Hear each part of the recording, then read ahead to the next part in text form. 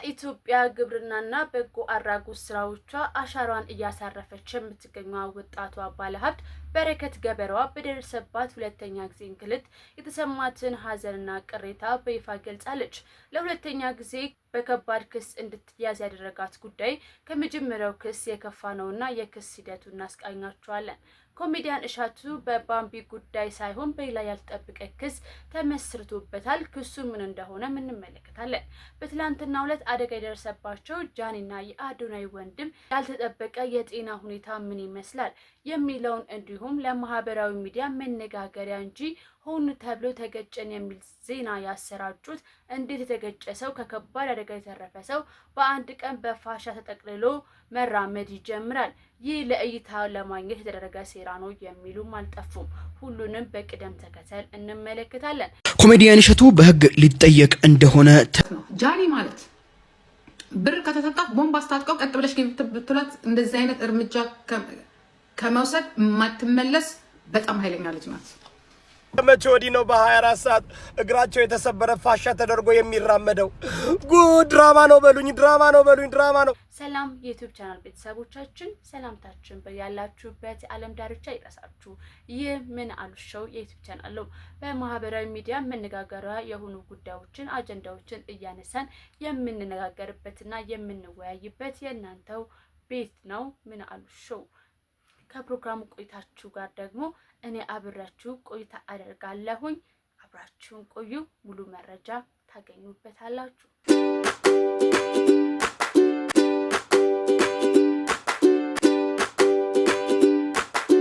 የበረከት ገበሬዋ መልእክት በርካቶችን እያነጋገረ ይገኛል። ያስተላለፈችውን መልእክት እሷ እንዳሳፈረችው ቃል በቃል አነብላችኋለሁ።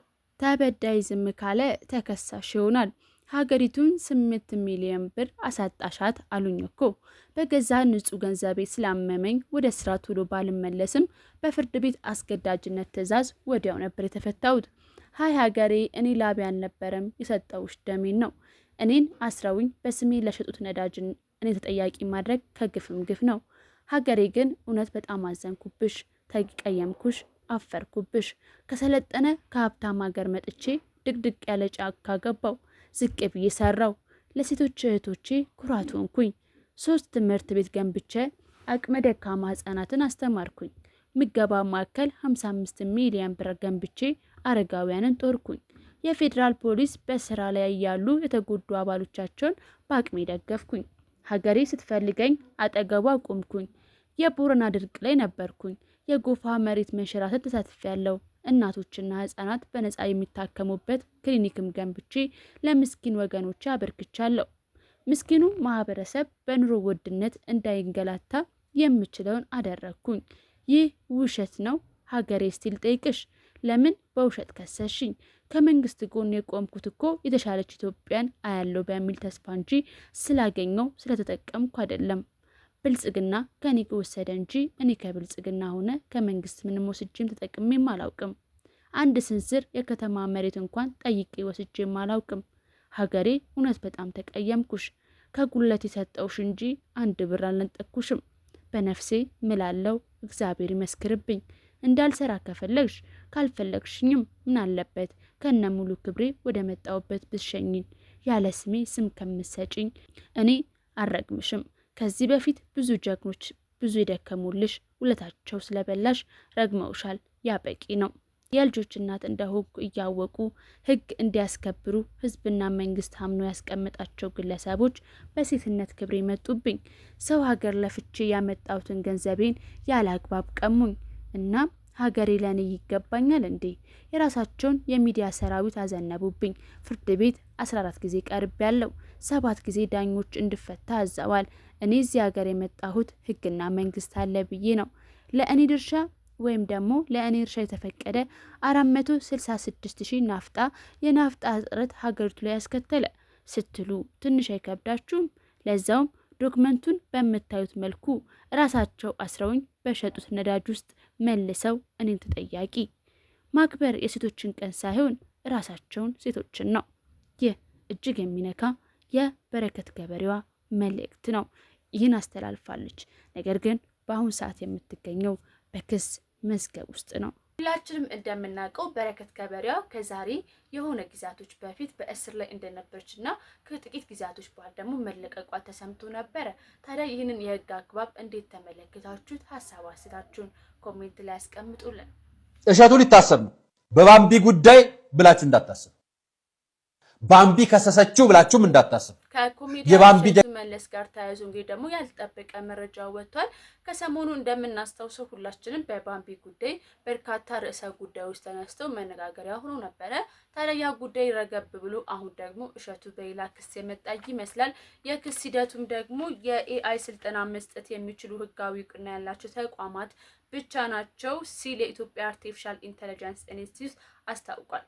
ከሚቀጥለው ዓመት ጀምሮም ስልጠናው በዩኒቨርሲቲ ደረጃ መስጠት እንደሚጀምሩ ዳይሬክተሩ አመላክቷል። ነገር ግን ከዚህ ቀደም እሸቱ ወይም ደግሞ ኮሜዲያን እሸቱ እንደምናውቀው የኤአይ ስልጠናዎችን ይሰጥ እንደነበረ ሁላችንም የምናውቀው ነው። ታዲያ ከዚህም ጋር ተያይዞ ያለ ፍቃድ እንደነበረና ክስ ተመስርቶበት እንደሆነ መረጃዎች ያሳያሉ ማለት ነው። ጉድ! አረ ከመቼ ወዲህ ነው በ24 ሰዓት እግራቸው የተሰበረ ፋሻ ተደርጎ የሚራመደው?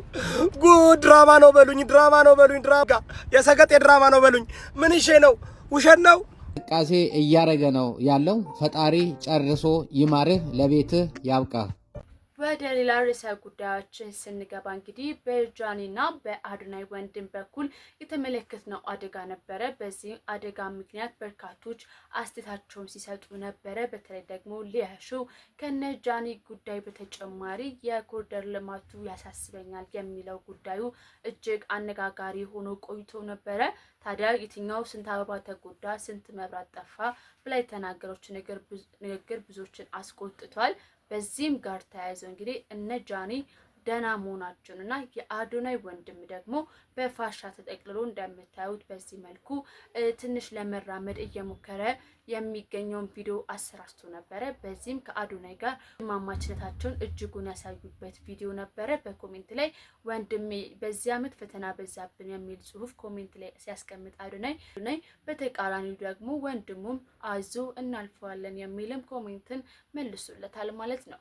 ከዚህም በተጨማሪ እንግዲህ ከዚህ ተቃራኒ ወገን የሆኑ ሰዎች ደግሞ እንዴት በአንድ ቀን አደጋ የደረሰበት ከፍተኛ ጉዳት ተደርሶበታል የተባለው ግለሰብ በፋሻ ተጠቅልሎ እንዴት እርምጃ ማድረግ ይጀምራል? ይህ ከባድ አደጋ ከሆነ እንደውም 3 ቀንና 1 ሳምንት ከዛም በላይ ሊፈጅ የሚችል ሕክምና ሊደረግለት ሲገባ በንጋታው ተሽሎት ነው የወጣው ተብሎ በዚህን ያህል ልክ ሕክምናውን ማፋጠን ምን የሚሉት ጉድ ነው? ለእይታ ብዛት የተደረገ ነው እንጂ እውነትን መኪናው ተገልብጦ አይደለም የሚሉ ሰዎችም በዚህ መልኩ ተገልጠዋል ማለት ነው። ታዲያ ጉዳዩ እውነትስ እንደተባለው ነው ወይስ ውሸት ነው የሚለውን ነገር አጣርተናል፣ ለእናንተም እናደርስላችሁ ነው። ታዲያ የትኛውም ያህል ጥግ ብሄድ ሰው በራሱ ላይ በዚህ ያህል ልክ ማሟላት ይችላል ወይ የሚለውን ነገር እንድትገነዘቡትና እንድታስቡትም እንድታስተውሉትም እፈልጋለሁ። ምክንያቱም ይህ አደጋ ቀላል አይደለም፣ የመኪና አደጋ ነው። በሰዓቱ የደረሰው አደጋ በጃኒ ላይ መካከለኛ ጉዳት ሲሆን በወንድሙ ላይ ግን ከፍተኛ አደጋ እንደሆነና ለሕይወቱ የሚያሰጋ እንደሆነ ማህበራዊ ሚዲያዎቻችን በእጅጉ ሲናገሩ ቆይተዋል። በዛሬው ቀን የወጣው መረጃ ግን ጃኒ ሽላት ወደ ቤቷ እንደተመለሰችና የአዶናይ ወንድም ደግሞ በምታዩበት መልኩ እግሩ ላይ ጉዳት ደርሶበት ፋሻ ተጠቅልሎ እሱ ደግሞ እንዲራመድ በደንብ እያበረታቱት የሚገኝ የማህበራዊ ሚዲያ ቪዲዮችን መከታተል ችለናል። የጤና ጉዳያቸውን እየተከታተልን እኔ ደግሞ ከዚህ አደርሳችኋለሁ ማለት ነው። ለሁለቱም ለታመሙባቸው ቤተሰቦችም ብርታትና ጥንካሬ እንዲሰጣቸውና ተሽሏቸው ወደሚወዱት ስራ እንዲመለሱ በዩቲዩብ ቻናላችን ስም መልእክታችንን ለማስተላለፍ እንወዳለን። ታዲያ የምናሉ ሾው ቤተሰቦቻችን የምትገኙበት ቤት የእናንተን ቤት ነው። ማህበራዊ ሚዲያ ላይ ምናሉ የተባሉ መረጃዎችን ሰብሰብ አድርገን ከእናንተ ጋር የምንነጋገርበት የዩቲዩብ ቻናል ነው። ማንኛውም አይነት ጠቃሚ መረጃ ማስተማሪያ ይሆናል ብላችሁ የምታስቡት ነገር ካለ በየትኛውም ማህበራዊ ሚዲያ ላይ ሜንሽን ማድረግ ትችላላችሁ። ሜንሽን የምታደርጉት ምናሉ ሾው በማለት ሜንሽን አድርጉን። እኛም እያየን ወደ እናንተ እያመጣን እንነጋገርበታለን። አብራችሁ ስለነበራችሁ ከልብ አመሰግናለሁ። ምናሉ ሾው በሌላ መረጃ እንመጣለን። መልካም ጊዜ